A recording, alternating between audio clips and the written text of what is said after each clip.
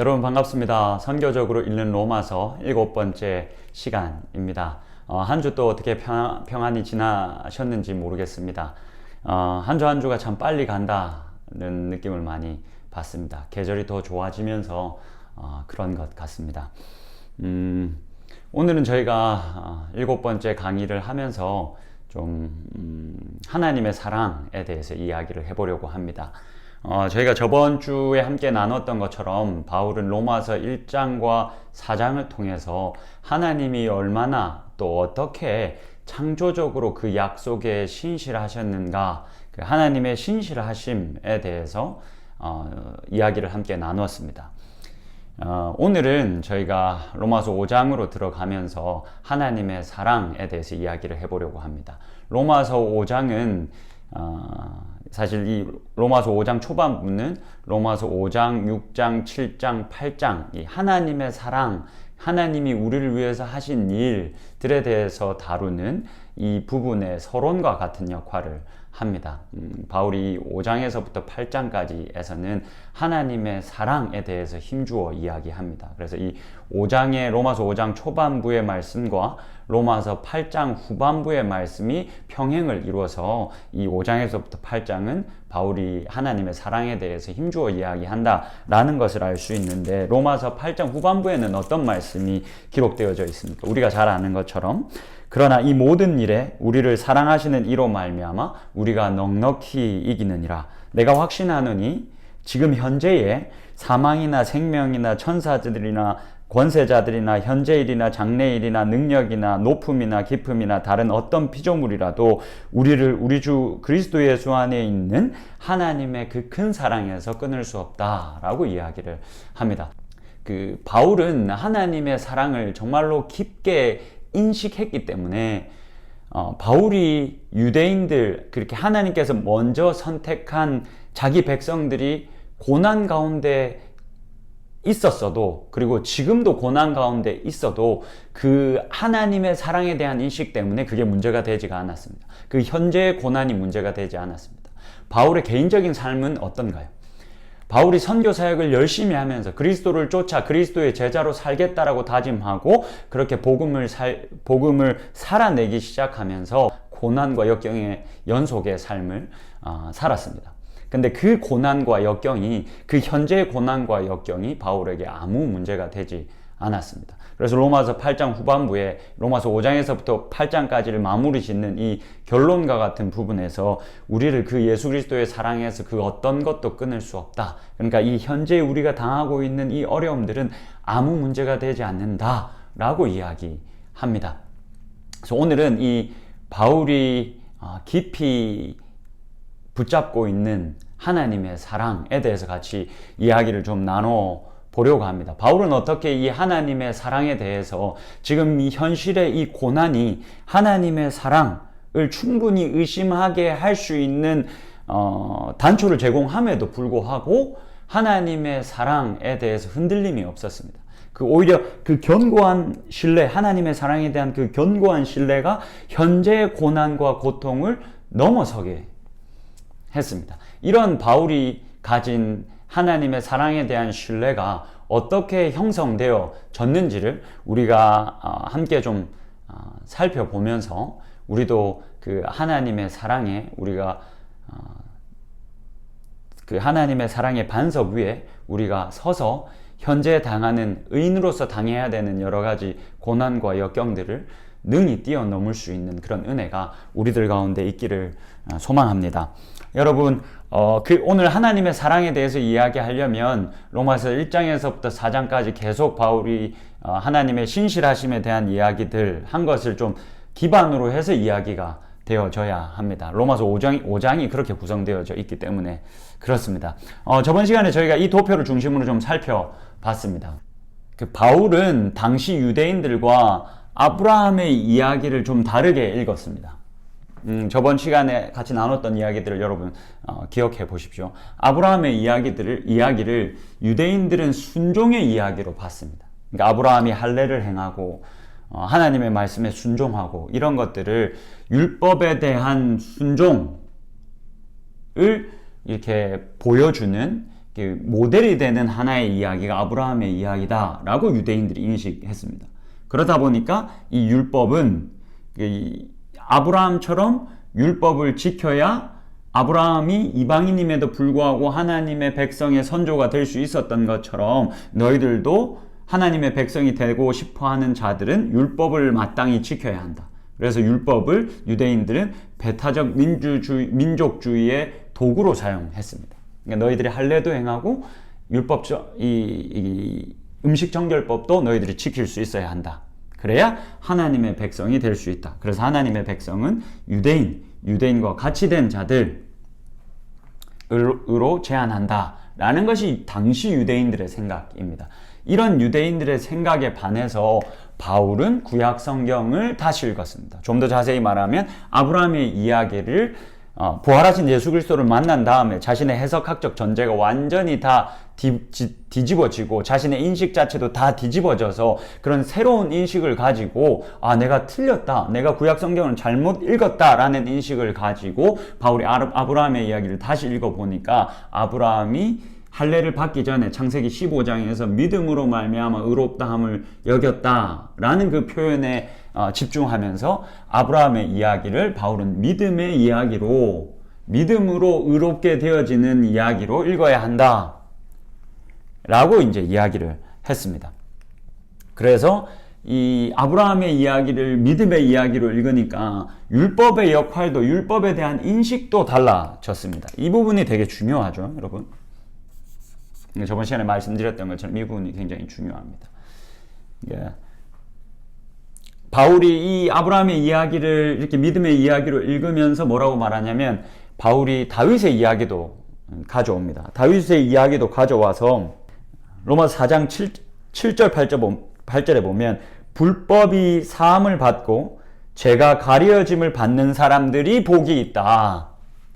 그러니까 무슨 말입니까? 바울이 다윗의 이야기까지 가져와서 율법이 하는 역할이 무엇입니까? 율법이 어떻게 보면 부정적인 역할인 거죠. 죄를 인식하게 하는 것. 근데 다윗이 뭐라고 말합니까? 불법이 사하여진 자들, 죄가 가려진 자들이 복이 있다. 이렇게 복이 있으려면 율법이 그 역할을 해야 되는 겁니다. 죄를 인식하게 하는 것. 그게 이 긍정적인 하나님의 구원 역사에 율법이 가지는 부정적인 역할입니다. 이 하나님의, 다시 말씀드리면 하나님의 이 긍정적인 구원 이야기에서 율법이 하는 이 부정적인 역할입니다. 근데 사실은 부정적인 역할이 아니죠. 율법으로 말미암아 죄가 인식이 되고 그 인식되어진 죄를 하나님께서는 결국은 이 죄를 예수 그리스도에게 다, 그 저주를 예수 그리스도에게 다 넘기시죠. 그래서 지금 바울은 이 구약 성경의 이러한 모든 이야기를 새롭게 읽으면서 이 전체를 이렇게 따지고 보면 무엇입니까? 하나님의 신실하심, 하나님의 신실하심이 드러난다 라는 걸 이야기하는 거죠. 그러면서 그렇기 때문에 하나님의 백성은 유대인뿐만이 아니라 이방인들, 모든 믿는 자들에게 주어졌다. 하나님이 이만큼 신실하신 분이시다 라는 이야기들을 이제 바울이 1장에서부터 4장까지 쭉 해온 이야기입니다. 그 안에서 율법이 굉장히 중요한 역할을 한다라는 말씀을 제가 드렸습니다. 그러면 여기서 오늘은 이 부분을 조금 더 깊이 이야기를 해볼 필요가 있습니다. 하나님의 신실하심. 여러분 로마서 5장에 넘어가서 보시면 바울이 로마서 5장 후반부에서는 12절에서부터 마지막 절에서는 아담과 그리스도를 계속 대조합니다. 아담과 그리스도를 대조하는데 여기서 우리가 좀 눈여겨볼 표현이 하나가 있는데 15절입니다. 로마서 5장 15절. 그러나 이 은사는 14절입니다. 그러나 아담으로부터 모세까지 아담의 범죄와 같은 죄를 짓지 아니한 자들까지도 사망이 왕노릇하였다 라고 이야기합니다. 아담의 범죄라고 합니다. 지금 바울이 아담의 범죄에 대해서 이야기합니다. 제가 이 범죄라는 이 표현을 집중해서 보자. 이게 쉽게 말하면 선을 넘어가다 라는 뜻을 가지고 있다라고 여러분들이 생각하시면 됩니다. 자, 한번 보십시오, 여러분. 아담이 이게 선악과라고 해보죠. 저희 선악과라고 하면 하나님께서 이 선악과를 따먹지 말라고 하셨습니다. 너희 모든 것이 다 허락되어져 있는데 선악과만은 따먹지 마라. 그래서 아담은 이것을 넘어서 들어가면 안 됐습니다. 근데 아담이 이 공간을 넘어서 들어가서 결국은 이것을 따먹죠. 그리고 지금 구약 성경에서 사실은 이 바울이 이제 구약 성경을 어떻게 좀 이해하고 있는가, 구약 성경의 큰 내용들을 바울이 어떻게 이해하고 있는가가 사실 이 아담의 범죄라는 이 표현을 통해서 잘 드러나는데, 아담이 일단 선악과를 따먹기 위해 선을 넘어가 버렸습니다. 여러분, 시내산 출애굽기 18장, 19장 혹은 24장에 가면 이제 이스라엘 백성들이 애굽에서 나와서 모세의 인도를 받아 이제 광야를 지나서 가나안으로 가고 있는 이야기가 기록이 됩니다. 이들이 시내산 앞에 멈추고 시내산 앞에서 진을 치고 또 그 시내산에 이제 사람들이 올라가서 하나님과 언약을 맺는 장면이 기록되어집니다. 여러분, 어떻게 언약을 맺습니까? 하나님이 이 그림들 어떻게 구약 성경의 그림을 어떻게 그려주는지 잘 보십시오. 이게 시내산이라고 해보시죠. 여기에는 모세가 올라가고 여기에는 누가 올라갑니까? 70인의 장로들과 아론과 나답과 아비후가 여기에 오릅니다. 그리고 그 산 아래에는 백성들. 하나님께서 이렇게 딱 선을 구분해서 절대 넘어오지 말라고 명령하시고는 거기서 그렇게 이스라엘 백성들과 언약을 맺으십니다. 여러분, 성소의 이야기를 한번 보시죠.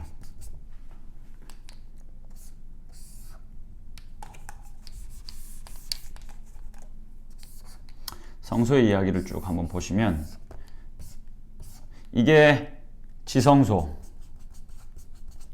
그리고 성소 바깥뜰이라고 해보시죠. 여기서도 하나님께서 성소를 지으시면서 이렇게 대제사장, 제사장, 백성들 이렇게 구분하십니다. 여기는 특별히 어떤 천막이 딱 쳐져 있죠. 그러니까 하나님의 영광이, 하나님의 임재의 약속이 여기에 있습니다. 그래서 이렇게 등급이 나누어져 있습니다. 그래서 하나님께서 이들로 하여금 백성들은 이곳을 넘어갈 수 없고 이 제사장들은 이곳을 넘어갈 수 없습니다. 여러분들, 근데 이렇게 선을 정확히 그어주는 역할을 무엇이 합니까? 율법이 합니다. 율법이 하는 역할이 무엇이냐면 이렇게 선을 정확하게 그어주는 겁니다. 율법이 주어짐으로 말미암아 시내산과 성소는 다 율법의 이야기죠. 이 율법이 결국은 이 선을 구분하는 역할들을 합니다. 그래서 이 율법이 그렇게 선을 구분해주는 역할을 하기 때문에 죄가 생겨나는 겁니다. 이렇게 넘어서는 것. 이게 이제 구약 성경의 율법을 중심으로 하고 있는 이야기들이 보여주고 있는 그림이고, 바울은 아마도 구약 성경의 율법을 중심으로 한 이 이야기들을 이렇게 이해했을 겁니다. 근데 이렇게 율법으로 말미암아 죄가 인식됩니다. 율법이 없었으면 이런 구분들을 우리가 알 수 없었습니다. 하나님과 우리가 얼마나 먼지, 또 어떻게 가까이 가야 하는지, 이런 것들을 율법이 없었으면 우리는 아예 몰랐을 겁니다. 근데 율법이 주어졌기 때문에 이렇게 구분되어져서 우리가 하나님과 이렇게 멀어졌고, 죄로 말미암아 이렇게 멀어졌고, 이런 간격이 생겼다라는 것을 율법 때문에 인식하게 된 거죠. 근데 이렇게 율법으로 인해서 죄가 인식이 되고 이렇게 구분이 됐는데 하나님께서 이를 위해서 어떤 일들을 하셨습니까? 여러분 에베소서 한번 보시겠습니까? 이 부분 에베소서가 도움이 됩니다. 에베소서 2장에 보면 2장 14절에 이렇게 기록되어져 있습니다. 그는 예수 그리스도는 우리의 화평이신지라. 지금 이게 로마서 5장 1절에서도 동일한 화평이라는 단어를 쓰는데 둘로 하나를 만드사 원수된 것 곧 중간에 막힌 담을 자기 육체로 하셨다. 그러니까 예수 그리스도가 십자가에 달리실 때 어떤 일이 일어났습니까? 지성소와 성소를 나누는 이 회막이 위에서부터 아래로 갈라졌습니다. 예수 그리스도의 십자가 사건으로 말미암아 이 지성소와 성소를 나누고 있던 이 구분선이 무너졌습니다. 그래서 지금 에베소서에는 뭐라고 말하냐면 예수 그리스도가 우리의 화평이시다. 이런 구분이 예수 그리스도의 십자가 사건으로 말미암아 어떤 일이 일어난 거냐면 이 구분이 없어졌다는 겁니다. 그림으로 잘 한번 실감나게 한번 보십시오. 예수 그리스도가 십자가를 지심으로 말미암아 이렇게 나누어져 있던 이 구분이 없어졌다. 그래서 원래 이 백성들과 하나님의 임재에는 이렇게 간격이 멀었었는데 이게 예수 그리스도를 십자가를 지심으로 말미암아 이게 없어졌다. 가까워졌다. 여기서도 말하면 이런 간격이 이제는 없어졌다. 예수 그리스도의 십자가의 사건으로 이런 일들이 일어났다. 라는 것을 바울이 이야기를 하는 겁니다. 여러분 로마서로 돌아가서 로마서 5장 1절을 한번 보십시오. 이거를 이제 여러분 보셨으면 로마서 5장 1절과 2절이 좀 더 잘 이해가 되실 겁니다. 그러므로 우리가 믿음으로 의롭다 하심을 받았으니 오직 믿음으로 우리가 의롭다 하심을 받았으니 우리 주 예수 그리스도로 말미암아 예수 그리스도의 그 십자가 사건으로 말미암아 하나님과 화평을 누리자. 그전에는 이 사이가 깨져 있어서 단절되어져 있었는데 이제는 우리가 화평을 누릴 수 있는 관계가 되었다. 2절 보면 또한 그로 말미암아 우리가 믿음으로 서 있는 이 은혜에 들어감을 얻었으며 하나님의 영광을 바라보고 즐거워하느니라. 예전에는 이 지성소 가운데 있던 하나님의 영광 그리고 산 꼭대기에 나타난 하나님의 영광은 백성들이 볼 수가 없었습니다. 근데 예수 그리스도가 십자가를 져 주심으로 말미암아 이제는 우리가 이런 구분선이 없어졌고 그 영광을 바라볼 수 있는 자들이 되었다라는 이야기를 하고 있는 겁니다. 이 말씀을 히브리서 4장에서는 우리가에게 익숙한 성경 본문인데 이렇게 표현하기도 합니다. 히브리서 4장 16절입니다. 그러므로 우리는 긍휼하심을 받고 때를 따라 돕는 은혜를 얻기 위하여 은혜의 보좌, 이 지성소의 그 은혜의 보좌 앞에 담대히 나아갈 것이니라. 그전에는 이 구분선이 확실해서 대제사장만 1년에 한 번 들어갈 수 있었는데 이걸 예수 그리스도가 십자가를 지시고 이 막힌 담을 허무시는 것을 통해서 우리가 언제든지 은혜의 보좌 앞으로 담대히 나아가는 그 은혜를 우리가 얻었다라는 이야기를 바울이 하고 있는 겁니다. 자, 이것이 바울이 이야기하는 하나님께서 우리들을 위해서 베푸신 사랑입니다. 이 하나님이 우리들을 향해서 베푸신 이 사랑은 철저히 이 하나님의 신실하심에 기반을 두고 있습니다. 바울은 하나님의 사랑을 어떻게 확신했느냐? 이 구약 성경에 나타난 이야기들을 새롭게 읽으면서 하나님은 참으로 신실하신 하나님이다. 율법을 주셔서 실패하신 게 아니라 율법을 주셔서 죄를 인식하게 하시고 죄를 인식하게 하셔서 그 죄에 대한 저주를 결국에는 자신의 아들을 내어주심으로 말미암아 하나님께 가까이 갈 수 없는, 하나님과 화평할 수 없는, 하나님의 그 은혜의 보좌 앞에 담대히 나아갈 수 없는 우리를 그저 담대히 나아가게 하셨구나. 이 놀라운 일들을 우리들에게 베푸셨구나 라는 것을 바울이 깨달았습니다. 그래서 바울이 깨달은 그 하나님의 사랑의 깊이는 하나님의 신실하심, 이 구약 성경에 드러나고 있는, 구약 히브리 성경에 드러나고 있는 하나님의 신실하심에 기반하고 있다라고 여러분들이 생각하셔야 합니다. 여러분, 이 말이 무엇입니까? 하나님에 대해서 잘 알지 못하면 하나님의 사랑을 누릴 수 있는 정도가 이만큼 줄어든다는 겁니다. 바울이 지금 구약 성경을, 예수 그리스도를, 부활하신 예수 그리스도를 만나고, 내가 성경을 잘못 읽었구나, 내가 하나님에 대해서 잘못 알고 있었구나 라고 생각해서 다시 돌아가서 이 이야기들을 조금 더 건강하게, 바르게, 온전하게 읽어나가기 시작하니까 하나님이 정말로 창조적으로 신실하신 분이시다 라는 것을 바울이 깨달은 겁니다. 그 하나님의 신실하심의 그 풍성함 안에서 바울은 이 하나님의 사랑을 결국에는 이해하게 됐고, 그 하나님의 사랑을 받아들였던 겁니다. 그렇기 때문에 여러분, 우리가 하나님의 사랑을 얼마나 누리고 살 수 있겠습니까? 여러분, 하나님의 사랑을 얼마나 누리고 살아가고 계십니까? 바울이 로마서에서 보여주고 있는 모습에 따르면 하나님의 사랑을 누릴 수 있는 척도는 하나님의 신실하심을 얼마나 우리가, 성경에 기록되어져 있는 그 하나님의 신실하심을 우리가 얼마나 더 잘 이해하느냐, 얼마나 깊이 이해하느냐, 풍성하게 이해하느냐가 결국은 우리가 하나님의 사랑을 누리고 느끼고 즐길 수 있는 척도가 된다라는 것을 여러분들 꼭 기억하실 수 있었으면 좋겠습니다. 근데 여러분, 중요한 것은 로마서 5장에서 바울은 이 예수 그리스도가 베풀어 주신 그 십자가의 사랑에서만 멈추지 않습니다. 여러분, 아까 처음에 말씀드렸던 것처럼 바울은 이 하나님의 사랑을 신뢰함 때문에 지금 현재 겪는 그 고통을 뛰어넘었습니다.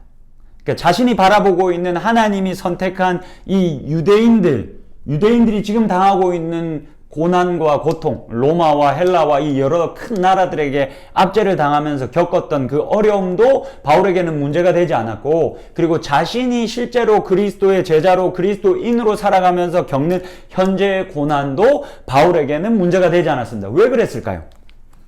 로마서 5장 3절에 보시면 우리들에게 익숙한 본문입니다. 5장 3절과 4절과 5절을 제가 읽어드리겠습니다. 다만 이뿐 아니라 우리가 환난 중에도 즐거워하나니 이는 환난은 인내를, 인내는 연단은 소망을 이루는 줄 알미로다. 지금 바울이 하는 이야기가, 내가 이 환난 중에도 즐거워하는 이유는 결국에는 소망 때문이다. 지금 내가 이 현재 내가 바라보고 있는 하나님의 선택받은 그 유대인들의 고난, 그리고 내가 직접 경험하고 있는 이 고난, 이런 것들 중에서도 내가 즐거워하고 이런 것들을 능히 뛰어넘을 수 있는 유일한 이유는 내가 가지고 있는 소망 때문이다 라고 이야기를 하고 있는 겁니다. 그리고 이어서 5절을 보시면 그 소망이 우리를 부끄럽게 하지 아니함은 우리에게 주신 성령으로 말미암아 하나님의 사랑이 우리 마음에 부은 바 되었기 때문이다 라고 이야기합니다. 그러면 지금 바울이 이 현재의 고난을 넘어서게 하고 있는 바울의 소망은 무엇이냐? 로마서 5장 9절입니다. 그 소망의 실체에 대해서 잘 이야기해 줍니다. 그러면 이제 우리가 그의 피로 말미암아 의롭다 하심을 받았으니, 그의 피로 말미암아 우리가 의롭게 되어져서 하나님의 이 은혜 보좌 앞에 언제든 나아갈 수 있게 되었다. 그 이야기를 하고 있는 겁니다. 그렇게 받았으니 더욱 그로 말미암아 진노하심에서 구원을 받을 것이다. 지금 이 십자가의 사랑으로 그 예수 그리스도가 흘리신 그 피로 말미암아 우리가 의롭게 되어서 이 화평을 누리고 있으니, 이것을 기반으로 해서 우리는 더 큰 것을 받는다. 그것이 무엇이냐? 진노하심에서 구원을 받을 것이다. 여기서 구원은 마지막 날 이루어질 구원을 이야기합니다. 지금 우리가 이 십자가로 말미암아 이 화평을 누리고 있으니까 이것을 근거로 우리는 그 이후의 최종적인 구원을 확신할 수 있다. 그것이 바울이 가지고 있는 소망이다 라는 이야기를 하는 겁니다. 10절도 이어서 보시죠. 곧 우리가 원수되었을 때에, 이렇게 원수되었을 때, 이렇게 멀리 있었을 때 그의 아들의 죽으심으로 말미암아 하나님과 화목하게 되었은즉, 자, 이것을 또 기반으로 더 큰 것을 소망하며 바라본다라고 이야기합니다. 화목하게 된 자로서는 더욱 그의 살아나심으로 말미암아 구원을 받을 것이다. 여러분, 바울의 복음은 저번에 말씀을 드렸던 것처럼 부활의 복음입니다.